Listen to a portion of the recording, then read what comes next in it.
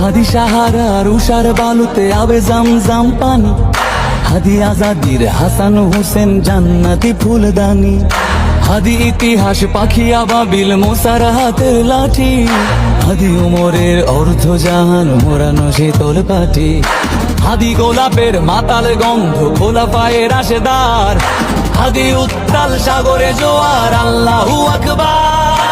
আবু বকরের সিদ্দিক থেকে আলোর ঝর্ণা এনে হাদি জেগেছিল তরুণ আলীর সাহসের সুধা টেনে।